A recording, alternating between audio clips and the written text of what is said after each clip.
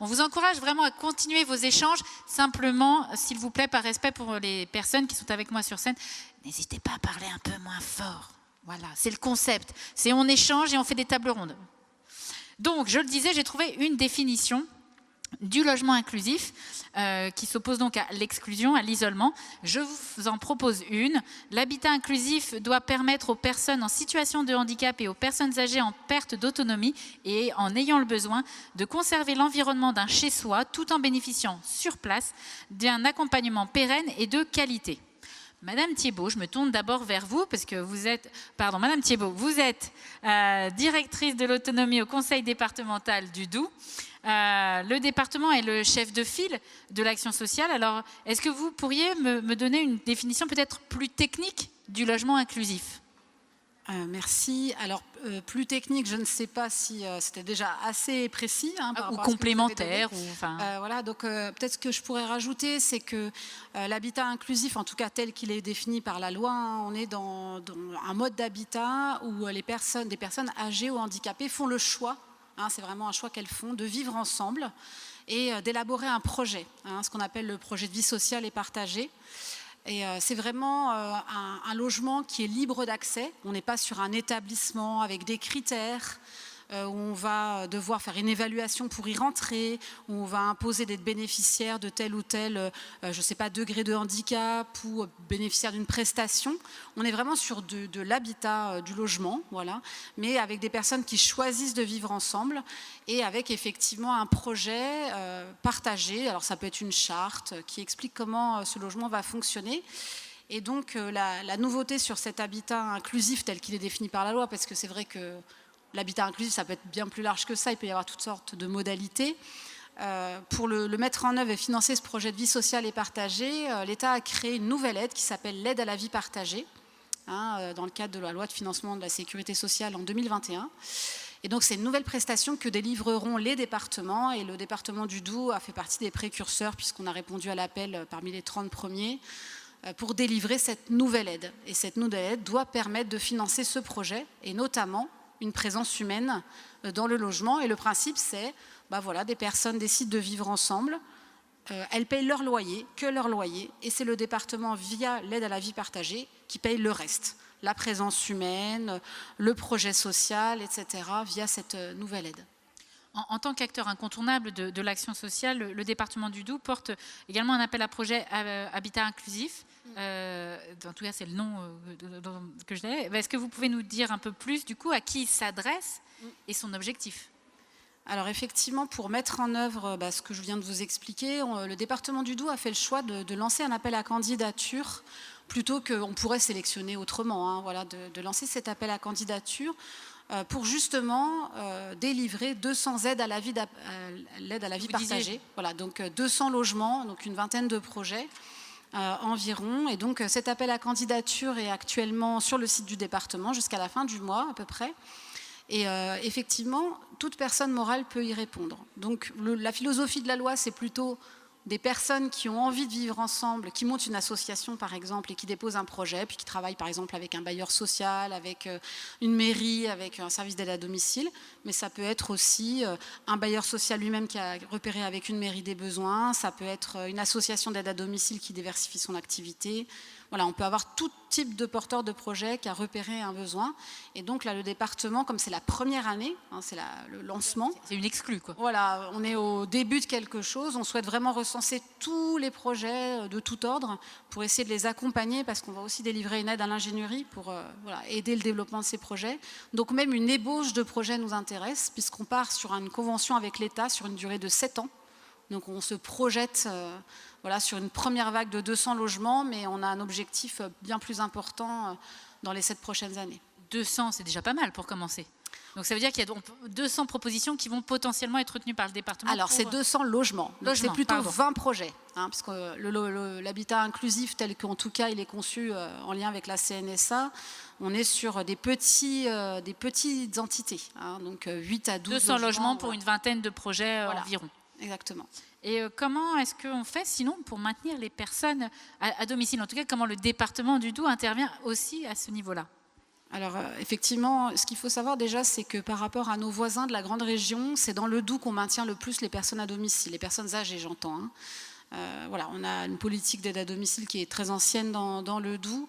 On intervient essentiellement via l'APA, l'aide personnalisée à l'autonomie, une prestation qu'on délivre, voilà, en moyenne, on est sur des plans d'aide pour les personnes âgées qui restent à domicile autour de 550 € par mois, voilà, avec une prise en charge qui dépend des revenus, et pour laquelle les personnes soit peuvent embaucher directement quelqu'un qui vient chez elles les aider, soit peuvent faire appel à un service d'aide à domicile, comme celui qui existe au niveau du CCAS de Besançon, qui va assurer en fait toute l'aide humaine qui permet aux personnes de rester à domicile.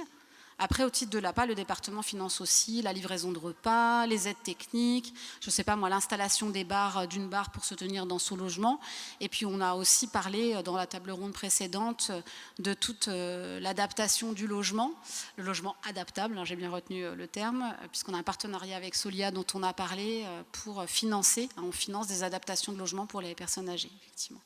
Alors, Madame Thibault vous a fait une passerelle, Madame Poussier, puisque en termes de logement, effectivement, le CCAS est un des acteurs, pour le maintien à domicile notamment. Alors, comment le CCAS peut intervenir? Attendez, je ne sais pas si le micro marche. Si, réessayez. Non, prenez-en un autre. Allez, hop, voilà. Oui, c'est mieux. On a plusieurs leviers pour intervenir auprès des personnes âgées. Alors, je vais commencer par les services à domicile, puisque Madame Thibault vient de me tendre la perche. L'idée, effectivement, c'est d'avoir un panel de services qui répondent aux besoins essentiels des personnes au fur et à mesure de l'avancée en âge de ces personnes. Ça peut être aussi bien ce qu'on appelle de l'aide et accompagnement à domicile, donc des actes essentiels, le lever, le repas, l'aide aux courses, un peu d'entretien du domicile, des sorties, l'aide au coucher. Hein, ça se décline vraiment en fonction de la personne, avec des professionnels qui sont dédiés. On a aussi du portage de repas, donc là c'est quotidiennement, à la fois cette livraison de repas, mais aussi toute une logique de veille sociale, parce que l'important en tout cas pour le CCAS, c'est de veiller sur et de toujours, par le biais de ce service, avoir une idée de l'état et de l'évolution de la personne et éviter toute problématique. Et puis on a aussi des services techniques, téléassistance, on a un service de soins infirmiers à domicile. En tout cas, l'idée, c'est à chaque besoin une réponse. On a nos collègues qui sont là et qui pourront en dire plus. Elles ont un stand aujourd'hui. Mais s'il vous plaît, attendez la fin de la table ronde avant d'y aller. Oui, oui.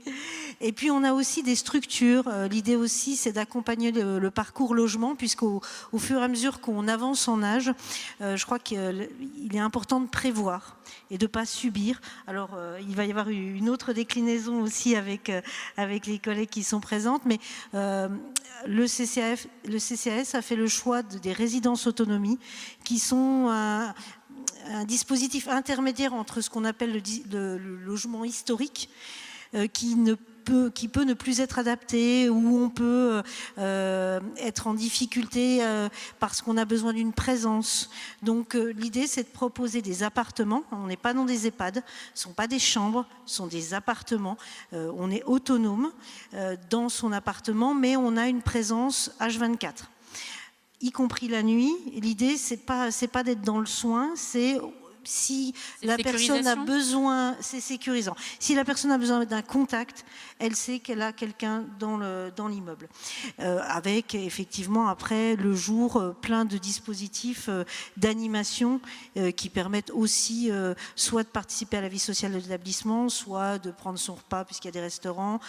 Il y a là aussi un panel de services et toujours une logique d'accessibilité sociale, si je puis dire. On a des tarifs qui sont adaptés aux petites retraites. Donc là, c'est aussi le mot d'ordre. Alors, vous mettez également l'accent, je crois, sur le lien intergénérationnel. Oui, alors ça a été effectivement, on a fait d'une contrainte une opportunité. C'est ce que j'ai l'habitude de dire. L'une de nos résidences autonomie à Planoise disposait d'étages qui n'étaient plus accessibles pour des raisons de sécurité pour les personnes handicapées. Donc les 2 derniers étages ont été dédiés à des appartements accessibles à des jeunes étudiants en formation, en premier emploi, donc là aussi des jeunes avec des revenus plutôt modestes. Et puis on s'est dit, bon, ils sont là, mais en même temps, ça serait très bien que ces jeunes et les résidents âgés fassent plus que se croiser, fassent des choses ensemble. Et on a mis en œuvre un dispositif intergénérationnel qui fait que si les jeunes donnent 10 heures de leur temps chaque mois, ils sont exonérés des charges de type électricité fluide. Mine de rien, ça fait à peu près 1 200 € par an. Pour un jeune qui débute dans la vie, ça se compte. Et puis surtout, au-delà de l'intérêt financier, il y a quand même ce lien qui s'est créé. Et maintenant, on le voit, on était avec Madame la maire, on parlait en début d'intervention, avec les élus, on était présents aux Hortensias vendredi dernier. Il y a un vrai lien qui s'est créé entre les jeunes et les résidents âgés et une interconnaissance. On a aussi des étudiants étrangers qui sont là, donc au-delà de ce don d'heures, il y a une relation qui se crée et c'est de la vie dans l'établissement. En fait, je dirais peut-être que voilà, la motivation financière a ouvert la porte et ils y restent bien volontiers pour autre chose. C'est ça, exactement. Et quelquefois, ça crée des vocations. On a des jeunes qui n'avaient pas du tout prévu de travailler dans le domaine de la personne âgée, puis qui ont trouvé leur voie. Donc on est content. La notion d'inclusif dont on parlait ne s'applique pas qu'au logement. C'est comment le CCAS accompagne les seniors et les personnes en perte d'autonomie pour qu'elles ne soient pas exclues d'une manière plus générale. Alors, on a plusieurs possibilités. La maison des seniors, au quotidien, est présente à la fois pour dispenser un accompagnement social quand il y a besoin, l'accès aux droits et ou le maintien des droits, mais aussi pour créer ou pérenniser du lien, là aussi avec des actions collectives qui sont dispensées à destination des personnes âgées de la ville. Là, c'est pas forcément nos services à partir du moment où les personnes sont intéressées. Alors, ça peut être aussi bien de l'inclusion numérique que des ateliers mémoire, que des actions, des activités un peu plus ludiques. C'est assez diversifié. Et puis, on a aussi un réseau qui s'appelle le réseau Prévenance. Alors, l'idée, là, c'est de lutter contre l'isolement en maintenant un lien par le biais de bénévoles, un lien soit téléphonique, soit physique, et être sûr que chaque personne qui le souhaite a un contact régulier avec des personnes. Ça, c'est pour la maison des seniors. Alors, plein d'autres choses encore. Il me faudrait beaucoup plus de temps pour tout raconter. Non, mais vous ne l'avez pas. Par contre, vous avez un stand, effectivement. Et on a un stand, effectivement. Et à domicile, on a une mission qui s'appelle la mission intergénérationnelle, là encore, mission animation, qui va maintenant au domicile des personnes isolées. Parce qu'on s'est rendu compte qu'on avait des personnes âgées qui étaient ce qu'on appelle empêchées, donc qui ne pouvaient plus sortir de chez elles. Et l'idée, c'est vraiment d'aller vers. La logique d'aller vers, elle se décline au CCAS sur toutes les directions opérationnelles. Et donc, aller vers ces personnes pour jouer, pour discuter de lecture, pour faire ensemble et continuer à être, là encore, toujours dans la vie. Alors, en quelques mots, Madame Poussier, quels sont les différents dispositifs du CCAS? On a parlé un peu de toutes les actions mises en place, mais il y a peut-être des dispositifs spécifiques. Bien sûr, on pourra approfondir en venant vous voir sur le stand, mais est-ce que vous pouvez peut-être nous donner un peu les grandes lignes? Comme je vous le disais, effectivement, j'ai commencé par les services de soutien à domicile qui se déclinent, donc aide à domicile, portage de repas, téléassistance, soins infirmiers à domicile. On a aussi un accueil de jour pour les personnes qui souffrent de maladies cognitives et qui est ouvert tous les jours et qui permet à la fois à ces personnes d'être accueillies et de garder du lien, et puis surtout à leurs aidants de souffler un peu. Donc c'est un accueil qui fonctionne au quotidien. On a les structures que sont les résidences autonomie. Je parle pour uniquement la direction de l'autonomie. Autonomie. Après, ma collègue des Solidarités déclinera ses services. La maison des seniors et puis la mission animation interage qui intervient aussi bien dans les structures que sont les résidences autonomie, donc pour de l'animation, qu'au domicile des personnes. Et puis, c'est pas que les personnes âgées, mais il y a une personne qui est toute seule et qui fait beaucoup de choses. C'est la mission accessibilité. Madame Urlacher, qui est présente aujourd'hui avec les personnes du groupe d'experts d'usage et qui sensibilise aussi les gens à l'accessibilité et qui anime ce groupe d'experts d'usage. J'en dis 2 mots parce que au-delà du logement, le groupe d'experts d'usage peut intervenir pour apporter justement son regard d'usager, d'expert, exact, mais d'usager, de celui qui utilise les services, les logements. Vous parliez tout à l'heure de logements adaptables. C'est grâce au groupe d'experts d'usage qu'on peut évaluer et donner du conseil pour que les dispositifs, les services et les logements puissent être adaptés à toute forme de handicap.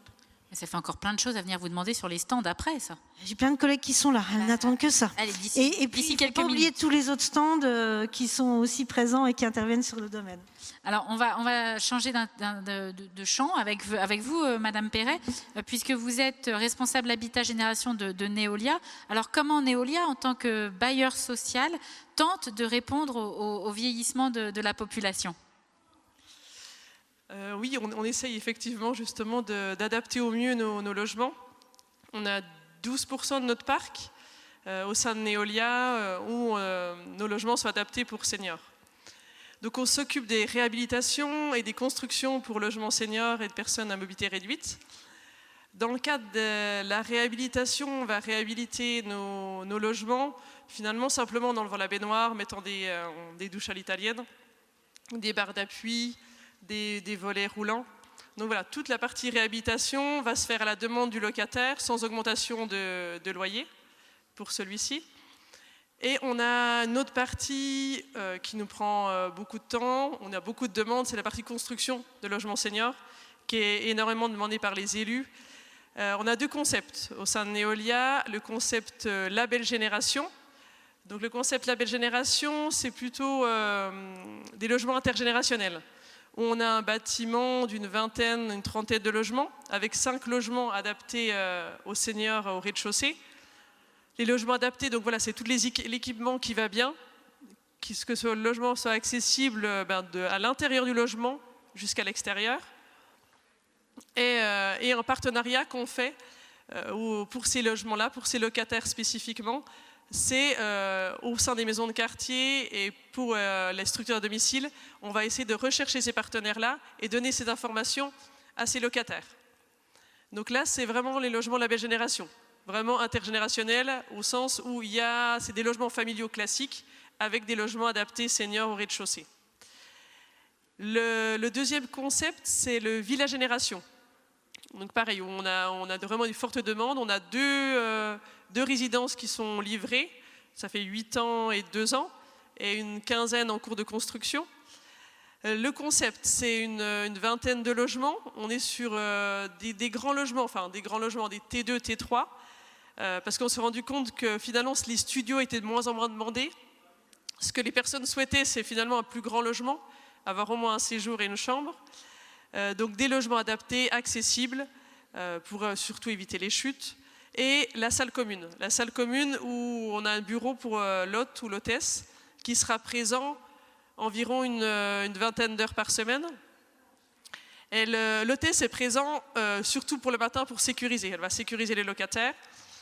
Elle va éventuellement rendre service pour des tâches administratives que le locataire aurait des difficultés à faire, ou des rendez-vous médicaux, ou toutes des petites aides qu'elle pourrait éventuellement faire. L'hôtesse sera présente le matin. Et l'après-midi, elle va plutôt être là pour animer. Elle va animer justement cette salle commune. Elle va faire finalement en sorte de fédérer. Elle va arriver à fédérer les locataires et qu'il y ait une entraide entre eux et qu'il y ait une bonne ambiance. En tout cas, je le vois moi tous les mois, parce on est 2 personnes au sein de Neolia en tant que responsable Habitat Génération, à suivre justement ce fonctionnement, ce village génération, à faire en sorte que cette salle commune, elle vive au maximum, elle fasse vivre aussi la commune, elle fasse vivre le quartier. Elle va essayer d'animer, que les locataires participent aux animations, mais aussi que d'autres associations viennent.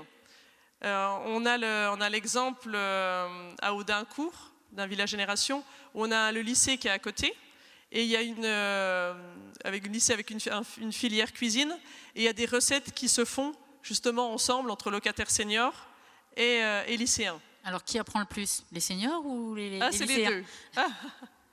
C'est vraiment les deux, justement, et c'est vraiment intéressant.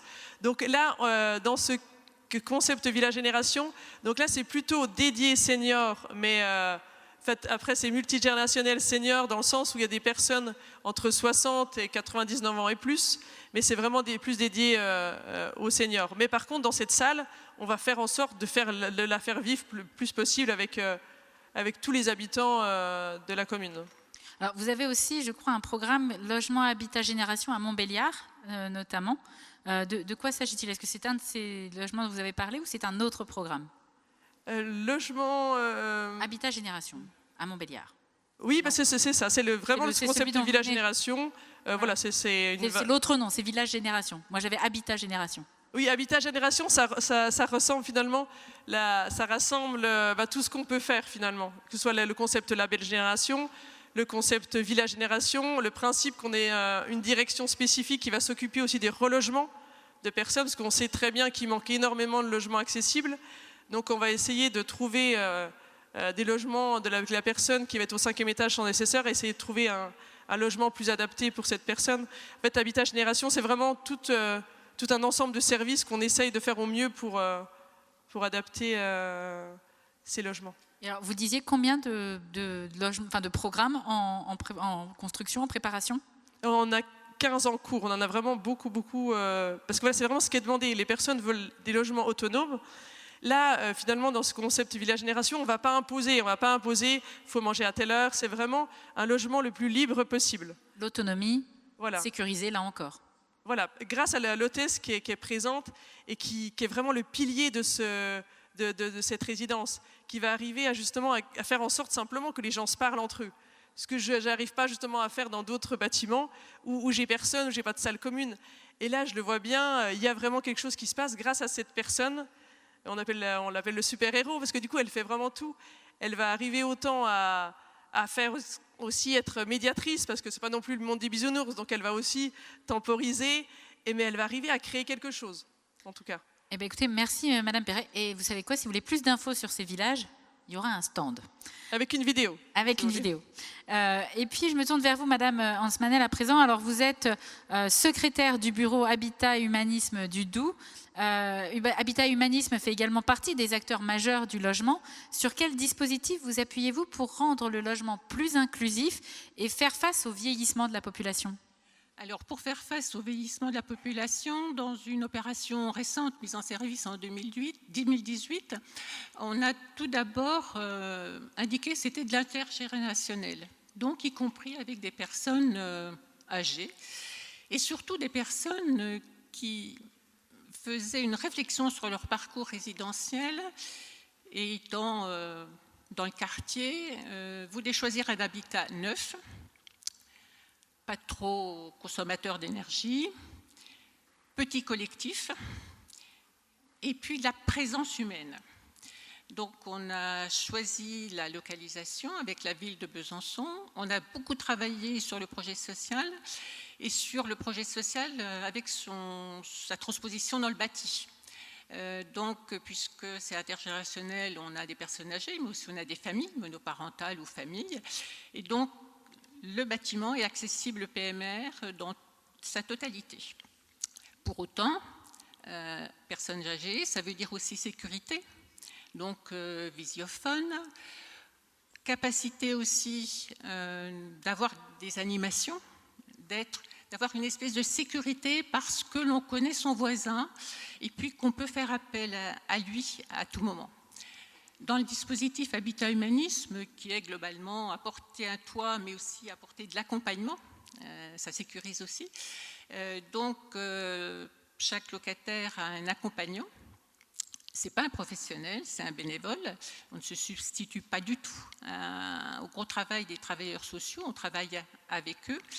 mais ça permet aussi une présence qui a été très importante, même par téléphone pendant le confinement, puisqu'ils savaient qu'ils pouvaient appeler leur référent bénévole.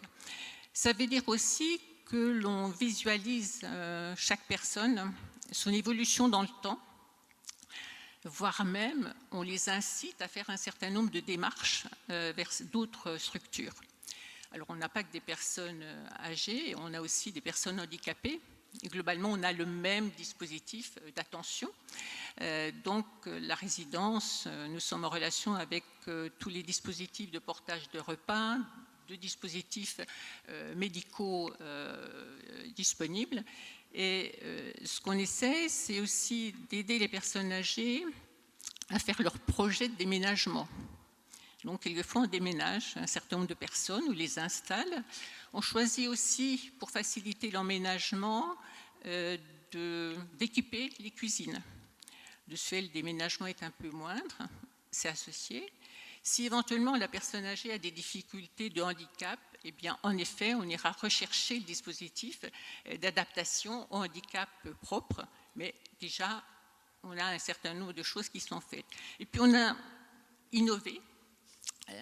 C'est le mot du jour. Voilà, en disant, une personne âgée, elle peut souhaiter rester à son domicile, mais peut-être qu'elle souhaiterait aussi se rapprocher de sa famille.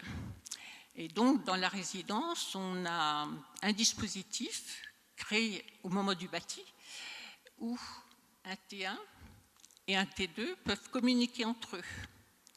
Actuellement, c'est des logements isolés, mais on peut, après, dans les attributions, permettre à un ascendant de se mettre en toute proximité avec sa famille. Alors, on pense ascendant, mais aussi, on pense aussi à adolescents choisissant de prendre un petit peu d'autonomie tout en restant vers papa et maman. Ça, c'est de la technique. Et puis, il y a tout le dispositif d'animation, puisqu'on a forcément dans le lien générationnel des espaces partagés. On ne dit pas espace commun, on dit espace partagé. Et dans la logique habitat-humanisme, où on est dans le vivre ensemble convivial, mais en effet, c'est quelquefois pas toujours facile. On est en train de travailler avec le mouvement Habitat-Humanisme sur le développement du pouvoir d'agir des locataires. Donc, on ne fait pas pour, on fait avec. Encore faut-il leur donner les capacités de mettre en œuvre toutes leurs capacités, leur expérience, leur inventivité, ce que Bernard Devers appelle des pépites, puisque chacun a des pépites, et il faudrait que tout le monde puisse en bénéficier. Ceci étant, l'animation dans l'intergénérationnel, ça veut dire des personnes avec des goûts, des demandes un peu différentes.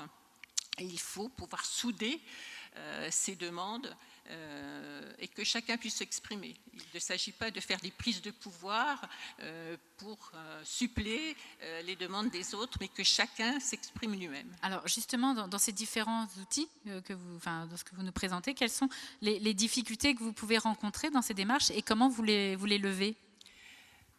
Alors, nous, on avait sans doute un petit peu d'utopie quand on a fait le projet. C'est que tout le monde était bienveillant, ouvert, souhaitant aller vers l'autre, puisque l'objectif, c'était de rompre l'isolement. En fait, on s'aperçoit qu'il y a des personnes de tout âge qui souhaitent être dans leur logement. Et je ne dis pas ignorer le reste du monde, mais pas trop en demande.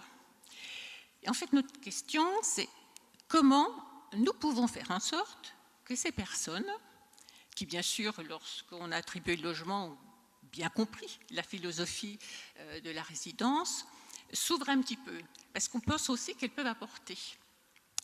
Et on voudrait pouvoir trouver ce dispositif de bienveillance, de convergence, de solidarité.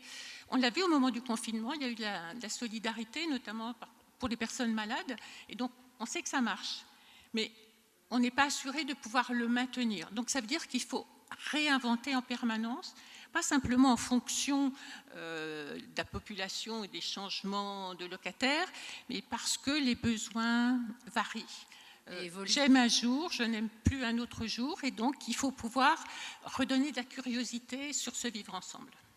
Eh bien écoutez, pour en savoir plus, vous savez ce qu'on fait ? On va sur le stand. On va sur le stand. Ils le font mieux que moi maintenant. Merci à vous 4, mesdames, pour votre temps. Et vous l'avez compris, petite pause. Et vous faites quoi du coup? Vous allez où? Sur les stands, exactement. Et on se retrouve dans un petit quart d'heure pour la prochaine table ronde. À tout à l'heure. Et ne me détestez pas quand je reprendrai le micro.